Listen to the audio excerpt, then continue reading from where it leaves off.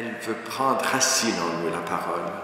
Elle veut vraiment s'intégrer à notre vie pour que nous puissions, nous aussi, à la façon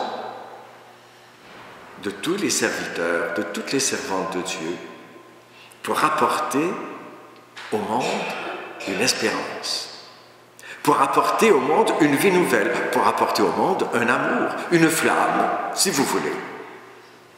Cette flamme, c'est la passion de vivre le plan de Dieu.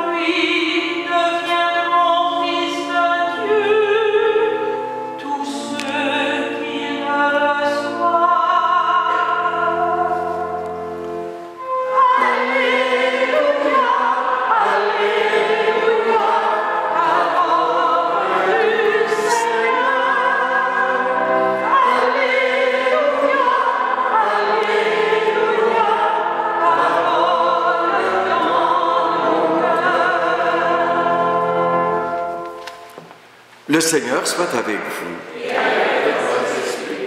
Évangile de Jésus-Christ selon saint Marc. Jésus gravit la montagne et il appela ceux qu'il voulait.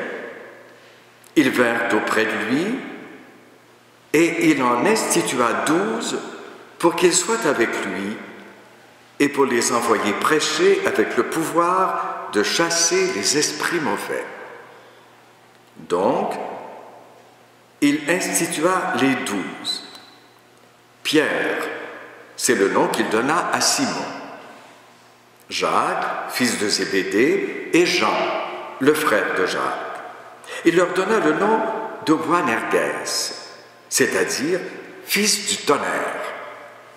André, Philippe, Barthélemy, Matthieu, Thomas, Jacques, fils d'Alphée, Thaddée, Simon le Zélote, et Judas Iscariote, celui-là même qui le livra.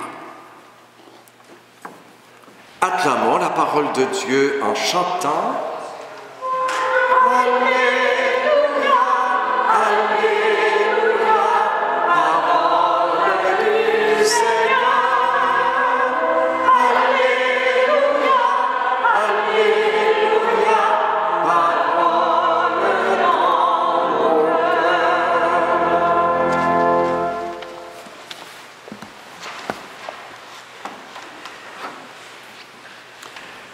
Nous avons chanté tout à l'heure « Me voici, Seigneur, je viens faire ta volonté ». Est-ce que cela ne nous rappelle pas la réponse de Marie à l'ange ? « Me voici, je suis la servante du Seigneur. Qu'il me soit fait selon ta parole. » Marie répondait à un appel. Si vous remarquez, dans la parole de Dieu, constamment, il y a des appels. On peut partir de bien loin dans l'histoire du peuple de Dieu avec Abraham. Abraham qui l'appelle, qui doit partir, qui doit quitter son pays sur une parole et une promesse de la part de Dieu. Il a cru, il a répondu. Et combien d'autres? Moïse, au désert, vous vous rappelez, il y a eu cette terre que l'on a dit être sacrée, il y a eu cette ardente flamme de laquelle sortait justement une parole, de laquelle venait une parole. Il a été appelé, puis il lui a dit, la voix lui dit, tu vas aller trouver le Pharaon, et puis tu vas faire sortir mon peuple de cet état d'esclavage. Donc tu vas le sauver. Cela nous rappelle déjà qu'il y en aura encore des appels comme ça. Et tout au cours de l'histoire du peuple de Dieu, il y a eu les prophètes. Tous les prophètes ont été des appelés. Rappelez-vous peut-être Samuel, qui tout à coup dans la nuit entend Samuel. Samuel, il se lève, il va voir le prophète. Tu m'as appelé? Non. Il retourne et l'appel se fait plus intense, plus constant. Et puis il lui dit, tu répondras pas, Seigneur, ton serviteur écoute. Nous mettre à l'écoute de l'appel.